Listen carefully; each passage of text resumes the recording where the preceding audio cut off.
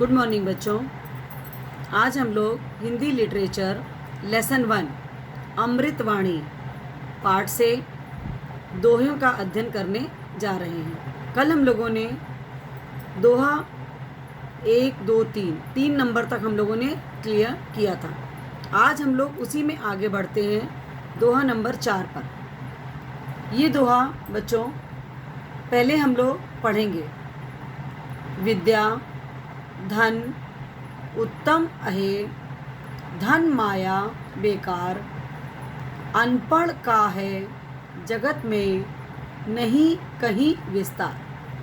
बच्चों ये पढ़ने से ही आपको समझ में आ रहा है ना कि यहाँ पर विद्या अर्थात हमें विद्या के बारे में अर्थात जो हम लोग शिक्षा ग्रहण करते हैं उसके बारे में बताया गया है कि उसकी कितनी बड़ी पराकाष्ठा है, कितना अधिक उसका महत्व है। विद्या धन एक ऐसा धन है बच्चों जिसके आगे सारे धन बेकार होते हैं, सारी धन माया बेकार है। जिसके पास विद्या होती बेटा उसको कहीं भी रहे, इसमें देश में रहे विदेश में रहे, वो अपनी जीविकोपार्जन कर लेगा। उसे किसी चीज़ की कमी नहीं होगी। उसका मान सम्मान जहाँ भी वो जिस सभा में भी रहेगा वहाँ अपना स्थान बना लेगा। इसीलिए बेटा बताया गया है कि अनपढ़ का है जगत में। अगर जो व्यक्ति पढ़ा लिखा नहीं है, अनपढ़ है, जिसे विद्या का ज्ञान नहीं है, जगत में नहीं बच्चों संसार, वो संसार में कहीं भी विस्तार को प्राप्त नहीं कर सकते। विस्तार मतलब होता है बच्चों फैलाव, किसी भी जगह अपना स्थान नहीं बना पाता है। इसीलिए कहा गया बेटा कि विद्या का धन सबसे बड़ा धन है, इसे ज़रूर प्राप्त करना चाहिए। हमें अपनी शिक्षा को खूब दिल लगा के मन से प्राप्त करिए, जिससे कि आप देश और विदेश में अपनी विद्या के द्वारा ही आगे बढ़ सकें और संसार में अपना एक स्थान बना सकें। ये तो हो गया बच्चों कि विद्या धन उत्तम है, धन माया बेकार, अनपढ़ का है जगत में नहीं कहीं विस्तार। इसलिए बच्चा शिक्षा का होना बहुत ज़रूरी है। अब देखिए दूसरे दोहे की तरफ हम लोग चलते हैं। रहीमन विपदा हु भली, जो थोड़े दिन होए, हित अनहित या जगत में जान परत सबको।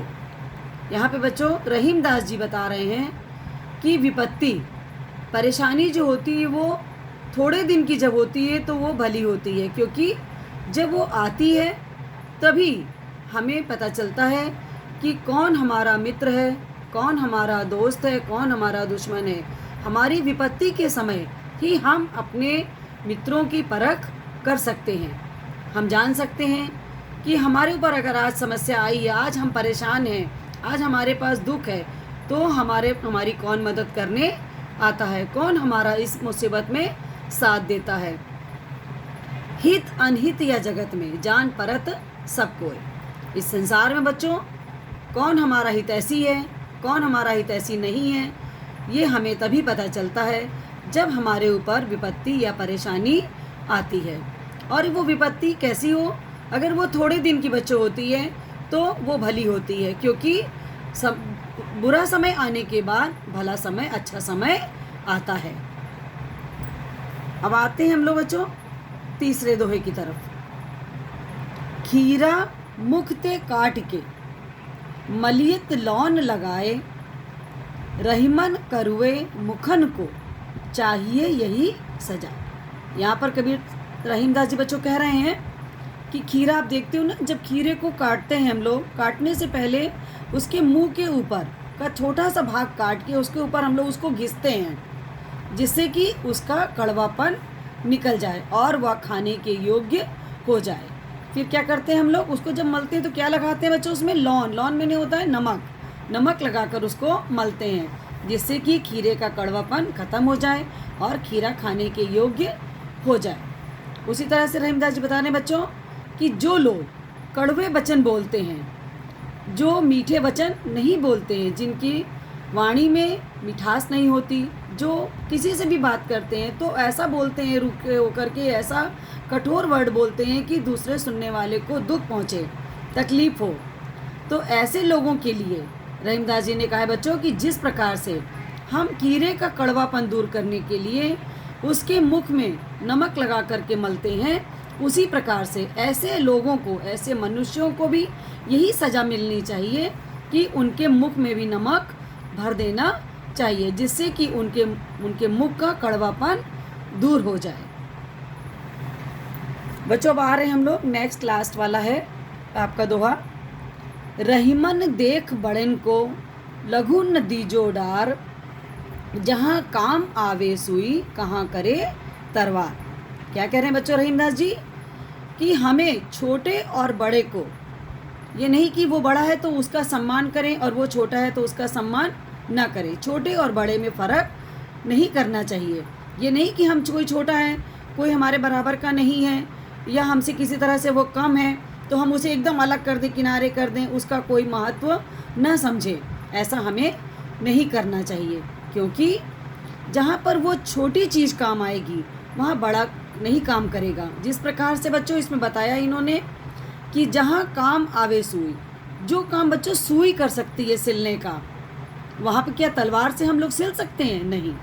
तो सुई का काम बच्चों सुई ही कर सकती है और तलवार का काम तलवार करेगी। तो इसलिए बड़े का अपनी जगह स्थान है बच्चों, और छोटे का अपनी जगह स्थान है। अब हम लोग ये दोहे हमारे समाप्त हो चुके बच्चों। अब आज हम लोग इसके बाद अभी कुछ दोहे और बचे हैं, वो हम लोग कल पढ़ेंगे। इसके बाद आपको बच्चों होमवर्क करना रहेगा। उसके लिए मैंने आपको शब्दार्थ बताए हैं बच्चों। इन शब्दों को मैंने इस तरह ब्लैक से लिखा है और इधर उनके अर्थ लिखे हैं। यदि आपके पास बुक होगी तो आपको पता चल जाएगा, लेकिन अगर बुक नहीं भी है तो आप लोग इन शब्दों के अर्थ इस तरह से लिखेंगे। देखिए, सुरसती कॉपी पर लिखिएगा बच्चों। सुरसती, सुरसती मैंने विद्या की देवी। अपूरब, अपूरब मैंने बच्चों आश्चर्यजनक। घट, घट मैंने बेटा कम हो जाना। पंथी, पंथी मैंने यात्री। ताही, उसके लिए। विपदा, संकट। थोरे, थोड़े। जान परत, जान पड़ता है। लौन, लौन मैंने होता बच्चा लवण मतलब नमक। बड़ेन, बड़ेन मैंने बच्चों बड़ा। तरवारी, तलवार। ये तो हो गए बच्चों आपके शब्द और इनके अर्थ। ये आप अपनी कॉपी पर लिख लेंगे। कल मैंने आपको दोहे लिखने के लिए दिए थे, आज आपको होमवर्क में शब्दार्थ लिखने हैं अपनी कॉपी पर। अब हम लोग बच्चों हिंदी के कार्य के बाद अब हम लोग संस्कृत पर आते हैं।